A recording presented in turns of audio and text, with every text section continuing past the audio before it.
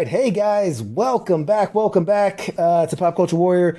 I'm super excited tonight. We have a phenomenally special guest. My guest tonight is an American treasure. You may know him from his memorable portrayal as Pedro Sanchez from the smash hit Napoleon Dynamite, but I can assure you he is so much more. He's a professional actor who started his career doing guest spots on TV shows like ER, American Dad, Judging Amy, The District, Mad TV, Scrubs. And in the years since Napoleon Dynamite, he's appeared in, my God, a ton of films from Walkout, Employee of the Month, Crank, Gamer, When in Rome, Casa de mi padre, Eastbound and Down. I mean, he's in a bunch of stuff. Most recently in The Grinder, Border Town, Deadbeat, Middle School. I mean, the guy is he's a busy dude. When he isn't filming, he's spinning records as a celebrity DJ in clubs all across the country. Ladies and gentlemen, please give a warm welcome to my guest, Efren Ramirez. Thank you so much for being here. I know you're a very busy guy. We've got you for 30 minutes because I know you got to get back to work. You're working on other projects. First, so let's get right into it. The first thing I want to ask is, being that we're a military kind of veteran family show, do you have a connection to the military? I know you yourself haven't served, but any family members or friends or anything like that? Well, I went from high school. I went straight to college. So, but altogether, I have six. I come from a family of six brothers. It's like, my five brothers and me. We're six guys. And three of us went to college, and my other three, one went to the Army, give a shout out to the Army guys out there. And my other brother was in the Marines. He became a drill instructor. Oh, right on. Yeah, dude. And he would kick our asses every time we'd come to the house. And then my brother joined the Air Force. So, yeah. And then, it's like we would go to Camp Pendleton, Miramar, Edwards Air Force Base. So, and watch the Thunderbirds and the Blue Angels. So we lived a very crazy life. So, and I just so happened to be the actor in the family, and it was something that I knew. Wow, that's awesome, man. What I mean, is there a reason why one went Air Force, one went Marine, one went Army? It was just like we don't want to be in the same branch, or what?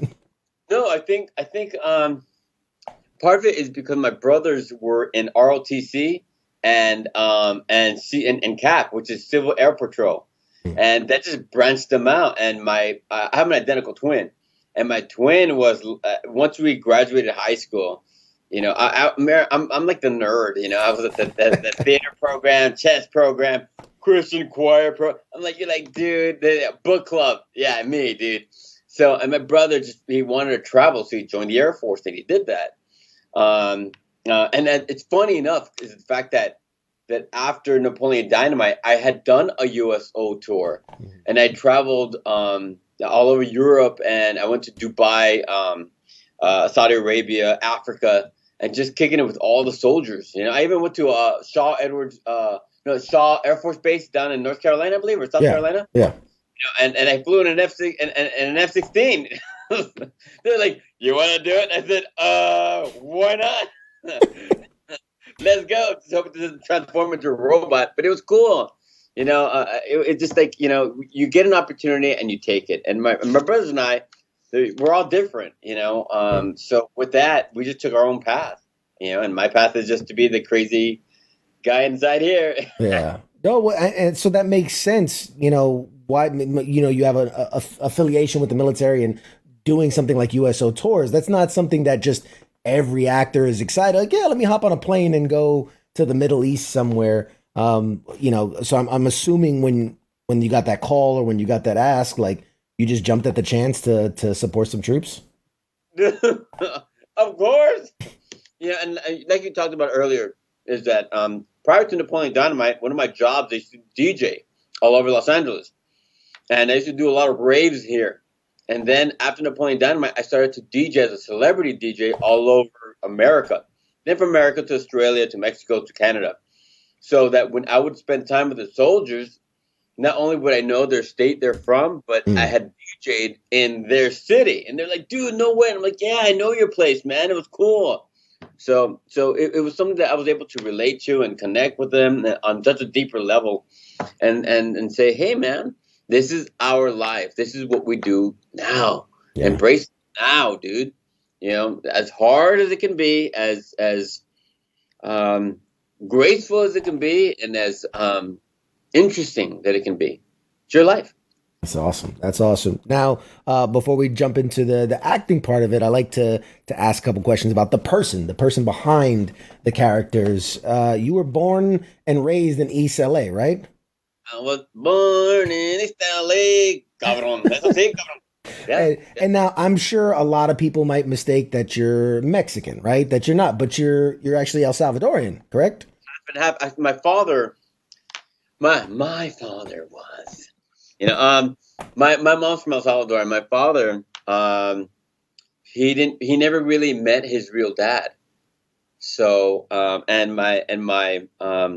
his real mother, her brother, his uncle, could not have kids. You know, so he adopted my dad. So, you know, and I was like, so for some strange reason, I was working on a movie in Mexico City. And my father goes, "Well, why don't you go visit your cousins? You know, they all live there." And I went, "WTF? What?" So I was like, "How is it I have cousins here?" Oh, and then my mom was like, "Well, you have cousins in Costa Rica, Ecuador, you know, and parts of Texas and Durango." And I was like, "What? How large is my family?" You know, Pedro's everywhere or something. So it's like, I'm like, that's kind of cool because, you know, I'll tell you, growing up in East LA, Boyle Heights and Lincoln Heights, my aunt would have these crazy parties. She's hardcore Christian now, like maybe Jehovah's Witness. I don't know. But when I was growing up younger, she would have these parties, and all my aunts and uncles would get together, and I would hear different accents and dialects. And I never understood why. I go, "So what do I say in Spanish?" Do I go, "Espérate, güey," or do I say, "Espérate vos"? Do I eat pupusas or tamales? You know?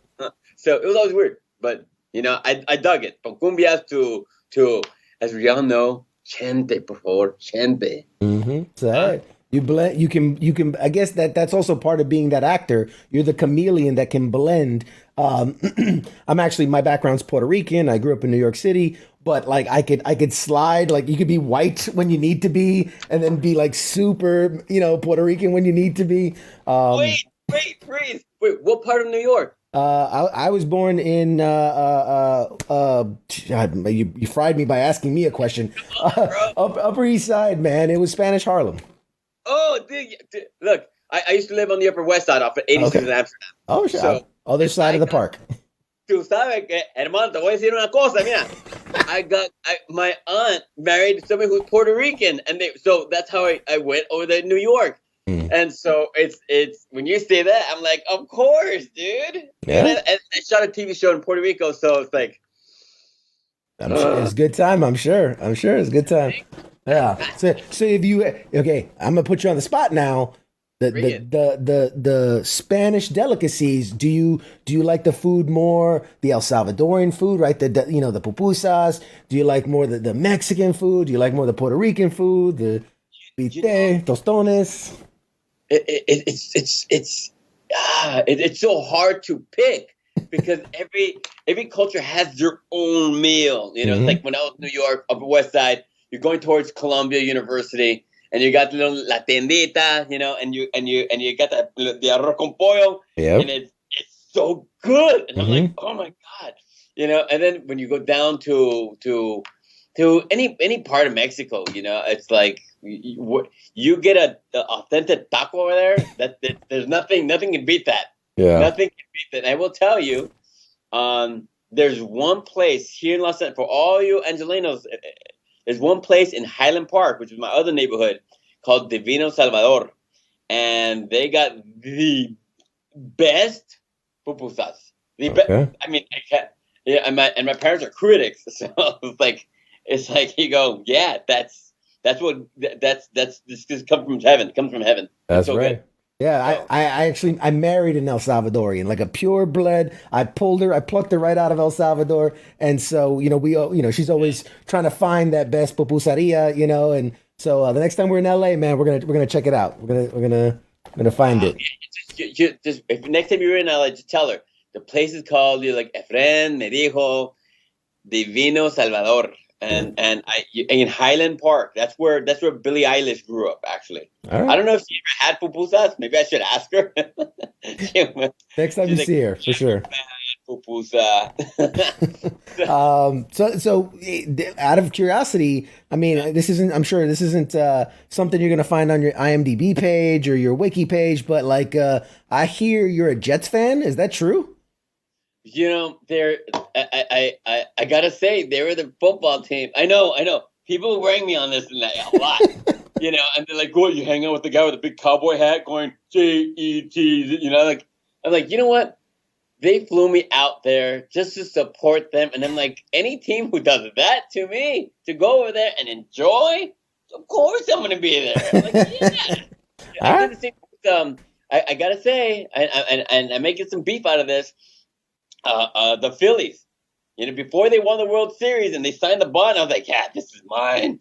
But I sang the seventh inning stretch, I saw. and when the Dodgers found out, they're like, dude, aren't you an Angelino? What kind of fan are you? And I'm like, the one that's pleased when they fly me out, and I'm there singing on the field. Like, That's yeah, right. they never did that. Hey, Yeah, I respect. Hey, I'm a diehard Giants fan. I bleed blue, but right over my shoulder, the people at home can see it. I have a helmet signed by all the Baltimore Ravens. I have a helmet, and I'm like, if they're gonna give me a helmet signed by the team, I'm not gonna be like, no, I'm a Giants fan. Screw you. Like, hell no. That's awesome. So I get you. I feel for you, brother. I feel for you. Okay. And guys, if you're in the chats and you have questions for my man Efren right here, please by all means put them in the chats. We'll try to get to them as much as we can. So for those that don't know, man, you were acting professionally for 10 years before Napoleon Dynamite, kind of made you an overnight star. I'm curious how you felt about your career prior to that movie, and then kind of at what point did you go like, oh shit, I'm in something like this is it, this is the one. yeah. I studied theater, with a lot of teachers from New York. So and it's like I remember, dude, I would take the bus from East LA, 22 years old, and I would go all to Santa Monica, Beverly Hills, and I've got like two or three jobs just to make ends meet. And I would just take my plays and I would do plays, and that was it. That's all I knew. So when I would audition and to get small parts in shows, I never thought that it was going to be a career. I just thought it was something that I loved, and you just go. You hope that you could do a really good job in the roles that you play. So when Napoleon Dynamite hit, I remember my last day, and they said, "All right, see you later. You pack your bags and saca las maletas, and they send you back to LA." And I'm thinking like, okay, now what? Um, and it was only when it not only got accepted at the film festival, but once like everybody was talking about it, Mm. and then the action figures to the dolls to the chonies, the T-shirts, the hats, the blankets, the lunch pails. It was everywhere, and I thought like, okay, because there's two lives you can live. You can live a celebrity life, or you live as an artist. And I was like, well, what kind of artist do I want to be if that's what I want to do? Mm. I want to be able to do two projects a year and disappear into those roles and just leave, and continue on my private life. Because once you have so much noise about your life, you can't focus. Yeah. Yeah, I mean I can't imagine, you become a household name overnight, seemingly, right? Because you work for years and years and years, and it's very rare that somebody goes, "Oh, my first thing, boom, I'm a celebrity." It's something it takes years to develop, and now you like I can't fathom because you see your face plastered everywhere. I mean, your face literally becomes a part of pop culture. right? The vote for Pedro, there's I mean I've seen murals painted on buildings to you guys. I mean, how do you stay humble when like people are practically worshiping you at this point? You I mean, as funny as it sounds, you take a look at how people react and you feel them, especially in their loneliness, because we're all trying to figure out our lives, as we age, and that's something about all the characters in Napoleon Dynamite, not just Pedro, but everybody else, Napoleon. And when you do something for somebody else, Pedro only becomes president because he wants to do something different for everybody else. And because of that friendship that he has with Napoleon, they help each other out. And I'm like, yeah, that's important. So everything else is hoopla. I mean, that's cool, great. Don't get me wrong. I enjoyed being, standing on the grass and singing the seventh inning stretch. That's awesome. If I get invited to a concert, they go, "Do you want to present us on stage?" I'm like, "What?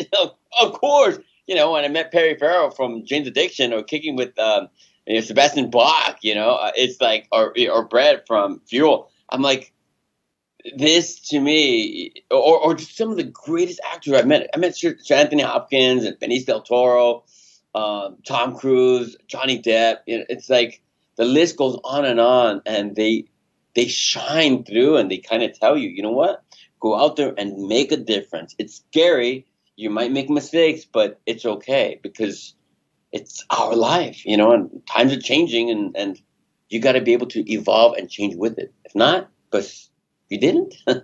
Yeah, I know. I mean, damn, that's so good. I'm curious. It's been 17 years, give or take, since Napoleon Dynamite changed the world. Um, what's the longest amount of time between someone bringing it up to you? Like, do you go a day without somebody mentioning it in some way? No, I just had it. I just had it with a couple of police officers. I had a dinner with several of them about having to do something with the community, and one of the chief of police said, "Well, you must get sick of it." I'm like, "No." I ended up buying a house for my parents, and then I bought my own house, and I don't have to work for the rest of my life. But it's everybody has a job to do, and to me, if I could make a good difference, with something that I love, and I'm like, what? I'm just lucky. In some ways, I'm lucky, but also I remember, it's scary doing the work because you might fail, and I got to challenge myself, and I got to go, okay, we're all the same. We just got to face our own fears, and see what happens. Yeah. That's incredible. We got a couple questions from the chat. This one's from Stephanie. When you reach a certain point of fame in acting, how does that help or hurt your other artistic pursuits? So like the DJing, the book writing, do people automatically throw the money at you, or is there a higher bar because like you're successful? So now how does that help or hurt you in your other pursuits? I'm a high roller, you know how it goes. I mean, us low level people, we don't know, man. Let us know what it is. You become more of who you are. It's sort of like at some point, when I got Instagram, I didn't want to get Instagram, but once I got it, I said, okay, cool. Somebody started to impersonate me in so many people, and I go, okay, let me get the blue check mark and prove, and so that way I'm protected. And a lot of people ask me questions, and when I get the time, I'll answer them because we're all curious about what we can do in our own lives, And for me, when the fame happened, I didn't train like that. It was something surprising to me, when you have all this attention, and I didn't want to put the attention on myself. I want to put the attention, that energy, into the work or into the roles that I play. I'm on a series right now, called Perpetual Grace, and I play an astronaut. So they're like, well, you're going to be spending time with an astronaut. I'm like, what? I get to kick with an astronaut and talk about and some scientists about space and quantum physics. I'm like, what? Okay. So and as much as my, I guess, physical life has changed, I just have grown. And you have a choice to evolve and become something better, a better version of yourself, or you stay the same. And I'm let's just see what happens and take it from there. And it's been, I've been, you make smart choices, and I got a good team around me. Like my publicist, my assistant, business manager, attorneys, agents. Sure. It's a army where we move forward together, and that's a cool thing, man. Yeah. That's incredible. Yeah, and I know we're short on time, but I got to touch on the fact that again, not knocking any other celebrities, any other actors, but I've seen so much as I dug into you and I researched you and I read up on you. The thing that kept coming up was the amount of charity work you do, the amount of giving back you do, community outreach, and going to schools, and again doing the USO stuff. And like, at what point did that become so important to you to say that, okay, I'm getting this much success, but I'm also going to give this much back? Well, when I was younger, I didn't know that I had a voice, and I didn't know that my voice could make a difference. And then as I got older, you start to, even when you're dating, you're like, oh, hey, babe, you want to go out with me to the dance floor? No. Okay, I'll ask your sister. Hey, babe. So, but when you realize that your voice does make a difference, I just spoke to somebody, I can't mention their name, but has a lot of power, and we have the same belief about you. Everybody has a job to do. Everybody has a responsibility. Indifference will kill society and a civilization, a group, people. We got to be able to leave this place better and make change. But it starts with you. The rules is, don't be a jerk. Life is hard sometimes. I'm not going to book every single job. There's one movie I want. I was like, who? Oh, I know them. I want to be okay. I can't even say that too. And I didn't get it. I was like, oh, then there's 3 other films. I read the scripts and I went, if it doesn't hit me, I go, I can't, because I'm not going to be my best at that job. So, and that's cool. Like I said, 2 jobs a year and live a very quiet life and just like shut up and read, bro. That's it. Get off the internet. Stop Instagramming. Get off Facebook. Don't be twerking. And if you're traveling abroad, for all you soldiers out there, when you get a chance, a moment, go and explore that country. Go find something different, because you're gonna learn more about yourself from other soldiers and other people. Yeah, that's beautiful, dude. I was stationed in Italy for 4 years, and best time of my life, because I got to go out and meet the people and learn different cultures and different ways of living. And it's very much like an actor. You're trying to blend in and learn and act and be, and it's great. It's great. And I want to touch. You did a book. You co-authored a book. Direct Your Own Life: How to Be a Star in Any Field You Choose. What made you want to write a book, and what was that experience like? I had an epiphany, cabrón. No. I in between working in films, I would go to high schools and I'll talk to a lot of students. So a couple of professors approached me and they said, well, why don't you write a book? And the people who do all the SAT books, right? That company, they approached a producing partner and made to write a book.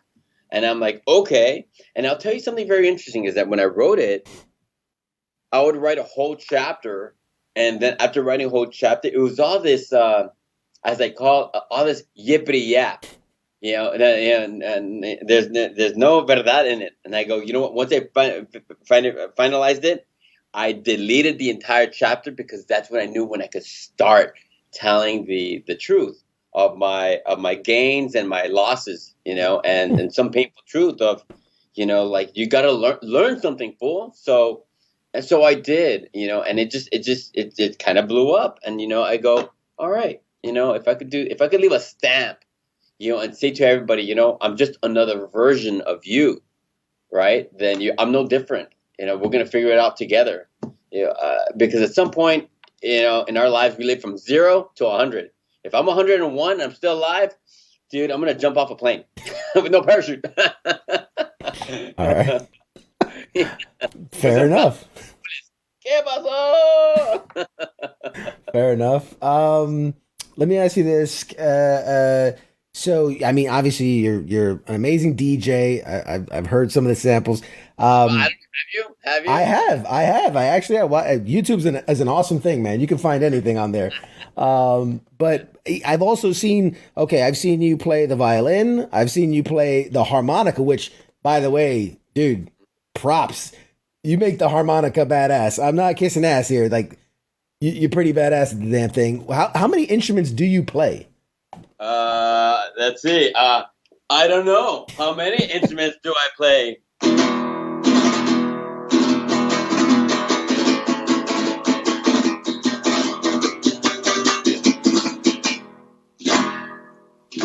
Ole. Yeah, I'm telling you, hardcore nerd. It's either that or I'm like, or like my brother would say, dude, I think you just got ADD. What? So, no, Yeah. but it's when somebody tells you that you can't do it, then it made me want to like just learn it and do it. My older brothers used to be DJs, and I would carry the crates of records, and they're like, dude, you can't get off the decks. So I started to DJ, and I started to mix hip hop with new wave and electro. My brother's like, you can't do that, but it was a new thing, and now it's like I travel as a celebrity DJ. And people are like, whoa, this guy knows how to mix. I'm like, yeah, dude. Why not? Depeche Mode with Gaga, with Billie Eilish. They go, what, dude? How did they do that? Nice. Yeah. But I've always wanted to play the violin, and it's hard, but you do it despacito. You do it like just inches by inches, and you get better. And there are moments when I'm like, I get frustrated because I have to learn how to read music. And learn how to the song, and I'm like, oh, your fingers get all stiff, and you're like, ugh. So you get out this carpal tunnel. Hey, but it's another skill in the toolbox, right? It's another tool in the box, and that's incredible. Let me ask you this: your favorite character you've played, not named Pedro, was the favorite character you've played? Pablo Escobar. No. What's my favorite? Oh, geez. They've all been good ones. Because they've all. Like in Crank, when I played the twin brother, when I played Venus, and he had like full body Tourette's, and he knew kung fu. I was like, I go, all right, cool. They're like, you give me training for 6 months. I go, yeah, cool, great. I'm gonna kick ass. Give me weapons. And they're like, because I'm a black belt in Taekwondo, so okay. So it just became something else. No, there you go. Very nice. Gosh, every world and every character I play, I kind of have a rule, like no two characters are going to be exactly alike. Sure.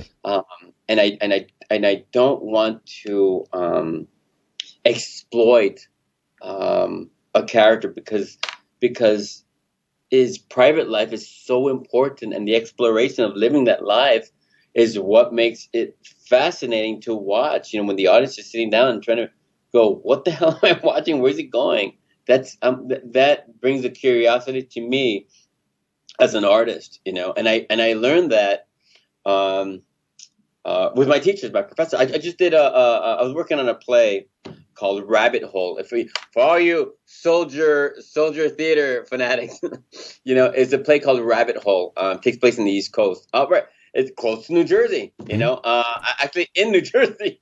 So Larchmont. And it was such a hard play, and I. But to be able to do characters like that, it opens you up to somebody that you really don't know. I did and I think that's why plays are so important. Not many people go see them, which I hope after COVID people do. Right. Because me as an actor, as a muscle, I'll tell you this. I mean, I don't, I'm fascinated because I like talking to soldiers a lot. Sure. I did a TV show called Monsters of God, Sure. and my character was half Latino, half Native American. It was Comanche. So when I did the show, I spoke English, Spanish, and Comanche, and he was he was on another level. And you hadn't seen a character who's half Latino, half Native American on TV, right? Who has gone through the hell that he lived through. It was, and the director who shot it, it was so Rod Lurie, who does a lot of military films, actually. He was so great. He took it to another level that it made the studios a bit nervous because the weight of the Civil War and post-Civil War, you could either be very light about it or really show the heaviness of a life living in those times, and that's what he did, and it was just too much. But I'm like, do I really have to go there? Oh man, yeah, and you do, and that's our job as artists, is to go as deep as you can, and trusting a studio director that can save your ass from drowning into the darkness, Right. Actually, yeah, Rod Lurie's actually a friend of the show. We've had him on before, so awesome dude. Oh, yeah, I love that guy. Yeah. So it's funny you touched on, this the comedy and the drama, and I'm sure it's more fun and lighthearted to do the comedy, but which do you kind of prefer? Do you kind of like going down that dark drama kind of path, or do you like keeping it light and fun? I mean, what do you prefer? I had done a play by Patrick Shanley. It's called Italian American Reconciliation, and there's these guys just don't really know how to handle this one girl. She's I think, and she's like the point, New Yorican, pretty tough, and you can't. You can't be weak sauce. You can't be a beta. You got to be alpha or sigma, bro. So and the comedy comes out of really admitting the pain that you're going through, and it's like when you're 13, 14, you really fell in love with this girl, and you could hear a song, you're like, you hear Prince, and you're like, purple rain, purple rain. I'm like, why'd she break my heart? Yeah.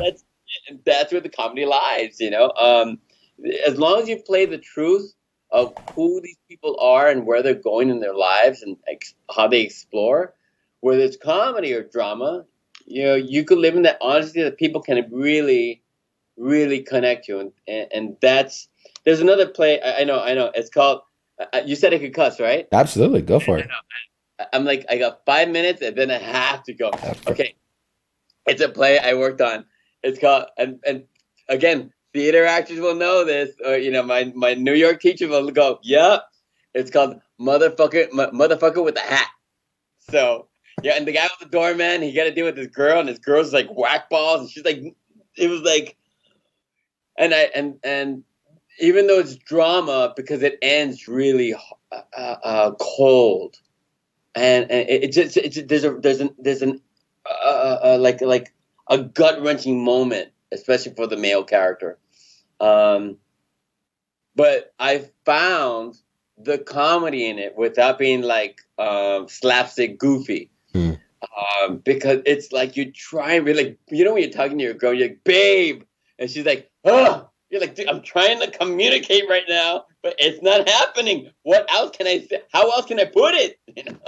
So that when you find the tension in that, that's where the comedy lies, and people will embrace you for living through that. And then to me, I have such a passion for the art, but I have such a stronger passion for life, because if my fuel for me is la vida, whether I'm going out in the mountains, in the gardens, towards Santa Monica Beach, it's you got to remember what what do you value as a person? ¿Qué es lo más importante? Porque si uno no tiene eso, tú sabes, por favor, you're going to be sitting alone, tomando tu cafecito, alone, and you don't want that. Claro que sí. All right. So look, I don't want to take up any more of your time. Real quick, is there you can plug anything? Where can people follow you? Where can they see your stuff? Where can you connect with the people? Go ahead.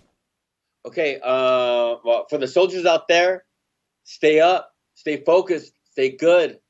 Don't go into the darkness and read books, man. Read meditations, read anything about self-help. Just something, read boundaries, read anything that will help you progress. I'm on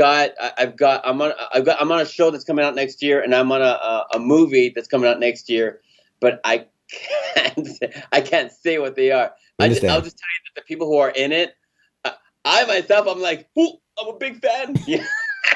But when I'm on set, I gotta me tengo que quedar calladito, cállate el hocico, cabrón, so but I get so excited because I honor the work that they do as well, and it's I'm just again I'm grateful for it, and I hope I don't suck.